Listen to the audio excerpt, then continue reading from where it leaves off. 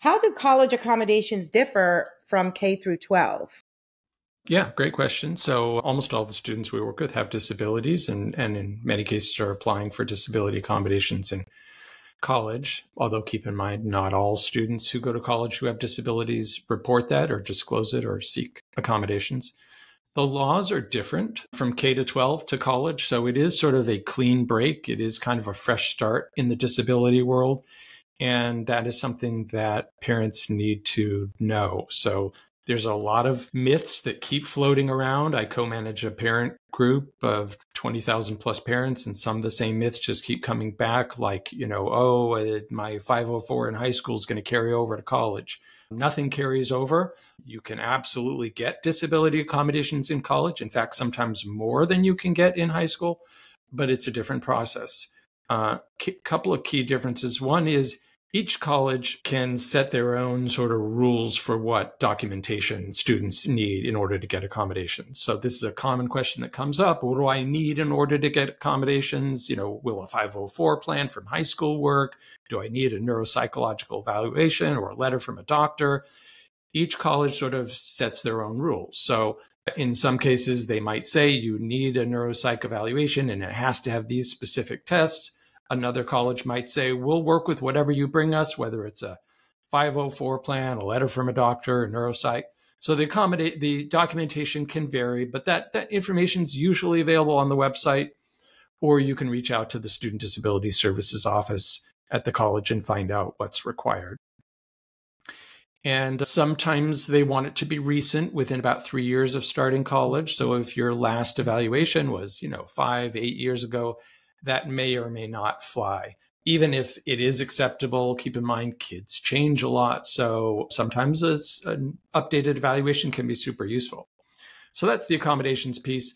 Other piece that's really key for students and parents to understand is that the burden really shifts to the student to be a self-advocator in college. So prior to college, the parents are often kind of driving the bus or kind of on the front seat, as it were, speaking at the IEP meetings in high school, communicating with the staff at high school.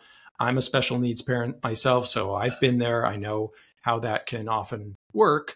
But when they go to college, when your student goes to college, the college is going to treat the student like they're an adult, even if they're not, chronologically yet an adult, although they often are.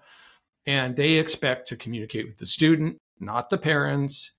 They typically don't want parents coming to meetings or reaching out to them. And if the student needs something or they're encountering some difficulty, it is incumbent upon the student to step up and reach out to staff to say, hey, I'm having an issue getting this accommodation. So that's a really key difference. And that's really interesting too, because one of the biggest challenges for this population is social communication. So here you have, high school students that are needing to advocate for themselves, which is one of the key challenges that kids with SM have. They often lack the ability to initiate their needs, even non-verbally. Of course, this is an area we work on in therapy and will help them with the process. But this is something that really scares a lot of families because it is about the kids having to make those kind of moves and initiation. So again, that's something that we need to realize is that is a disability for them, their ability to get that going for them. That's a real challenge for them. So I know that so the process of asking parents or having parents be part of that from the beginning, is that something you recommend from the beginning? Because if you can get the parents on board, do you typically see, at least I have seen, but I wanted to know your opinion. This is what you do all the time, getting parents involved pretty early in the process. Although I know independence is critical for kids. I do, but it's also about the kids not necessarily knowing how to do it. Yeah, well, there's definitely a lot of communication when we're working with kids on the college application process. Part of what we're doing also is looking to see if they're ready for college and what skills they need to work on in high school in order to get ready. And parents do play a key role in that because, again, parents are often doing a lot, whether it's waking the kids up in the morning, reminding them to finish their homework, doing their laundry for them, telling them to shut off their phone and go to bed, whatever it might be. Parents are often highly involved in high school.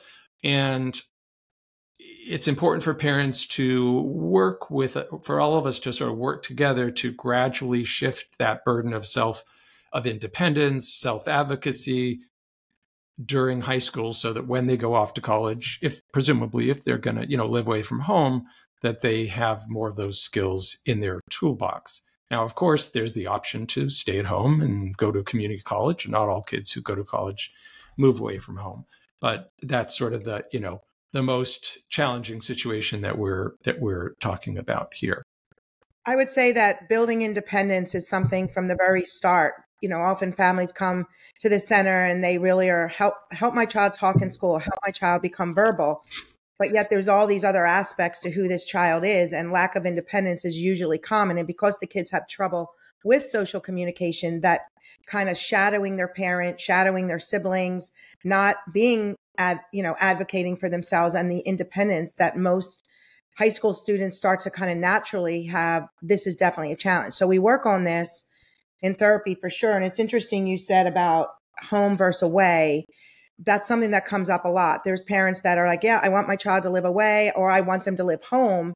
And I think there's some key aspects to making that decision, because I've had parents say, I think she's ready to go. But meanwhile, like you said, she isn't getting up on her own. She isn't able to have her needs met at all. She's really dependent on parents.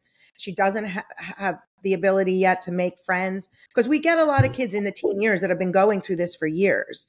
Of course, if they've had treatment earlier, it's a different story. But I'm talking about families that kids are really getting treatment now for the first time sometimes, or have been in the wrong treatment, or it hasn't worked, and so forth. So we're getting kids with all different. Yep. Yeah. And I don't want to be clear, this is not sort of a black or white situation that you have to have all of these skills completely mastered. You have to be totally independent in order to go off to college. Of course, independent, we're, even as adults, we're interdependent. No one's completely independent.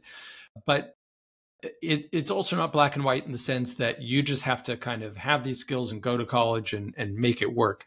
You can go to college readiness programs during the summer while you're still in high school, or there's some that take place during the academic year. You can take a gap year after high school and go to a college readiness program. There's some that are specifically for students with learning differences. Or you can get robust support while you're in college. So you have those supports to help you continue to build those skills.